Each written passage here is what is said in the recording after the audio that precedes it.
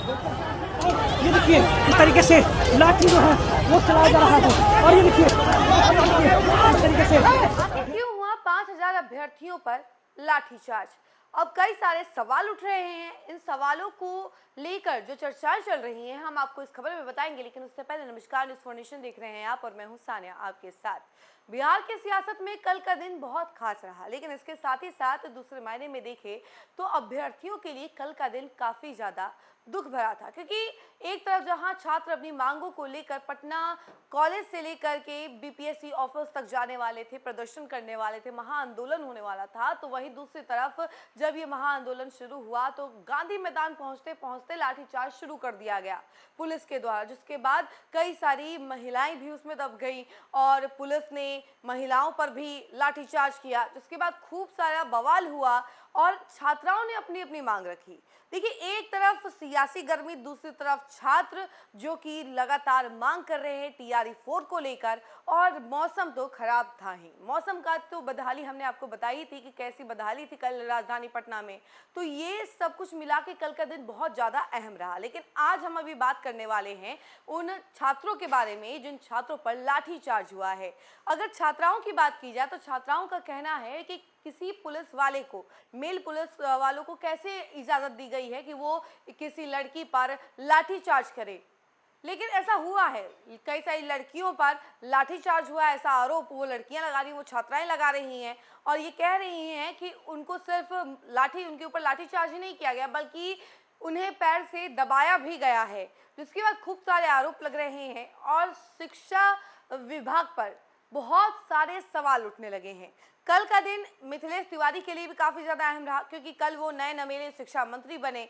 उन्होंने ये आश्वासन दिया था कि वो छात्रों से बात करके कोई ना कोई बीच का रास्ता निकालेंगे, सॉल्यूशन निकालेंगे। लेकिन वो जो छात्र हैं काफी समय से इंतजार कर रहे हैं कि टीआरई 4 को लेकर नोटिफिकेशन जारी हो। करीब 2 साल हो चुका है और टीआरई 4 को लेकर कोई नोटिफिकेशन नहीं आया है, कोई वैकेंसी नहीं आई है, जिसको लेकर छात्र काफी ज्यादा आक्रोशित है कि आखिर चाहते क्या है शिक्षा विभाग वाले। हम तैयारी करके एग्जाम देते हैं, उसके बाद कुछ रिजल्ट सामने नहीं आता है, वैकेंसी ही नहीं आती है, तो आखिर वो छात्र और छात्राएं जाए कहाँ। तो वो सभी धरना पे बैठे हुए थे, प्रदर्शन कर रहे थे और इसी बीच लाठीचार्ज हो गया।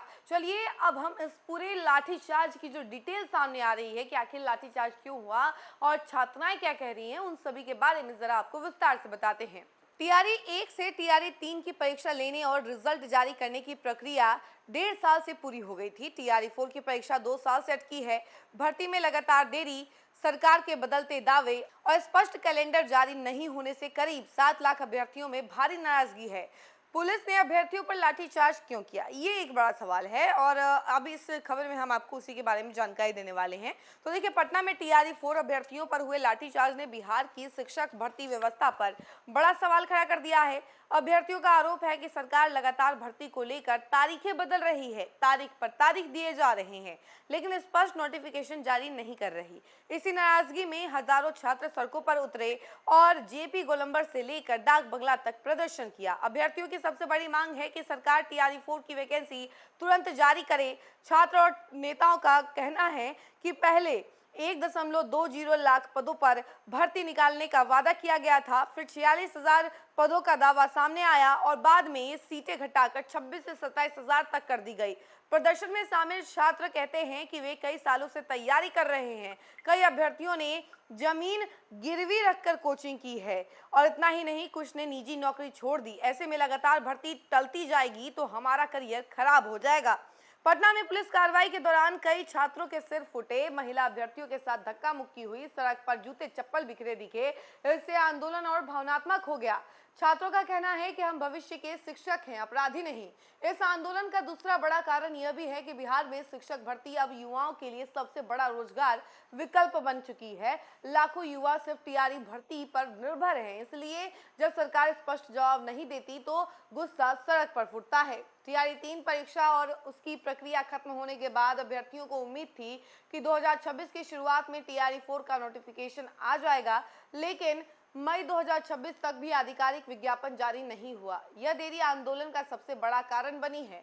बीपीएससी परीक्षा नियंत्रक ने अप्रैल 2026 में एक पॉडकास्ट में कहा था कि 3-4 दिनों में विज्ञापन जारी होगा और अप्रैल के अंतिम सप्ताह से आवेदन शुरू हो जाएंगे, लेकिन मई आ गया और भर्ती प्रक्रिया शुरू नहीं हुई। छात्रों का आरोप है कि सरकार और आयोग दोनों सिर्फ आश्वासन दे रहे हैं। यदि पिछले टीआरई चक्र को देखें तो टीआरई 1, टीआरई 2 और टीआरई 3 के बीच का अंतर इतना लंबा नहीं था।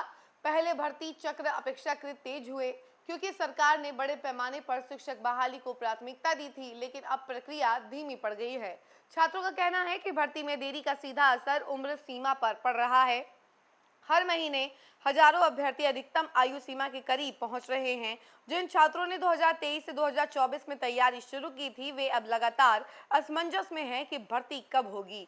कोचिंग संस्थानों के अनुसार बिहार में टीआरई 4 की तैयारी कर रहे छात्रों की संख्या करीब 2 लाख है। इनमें ग्रामीण क्षेत्रों के छात्र बड़ी संख्या में हैं, जिनके लिए सरकारी शिक्षक की नौकरी सबसे स्थिर रोजगार मानी जाती है।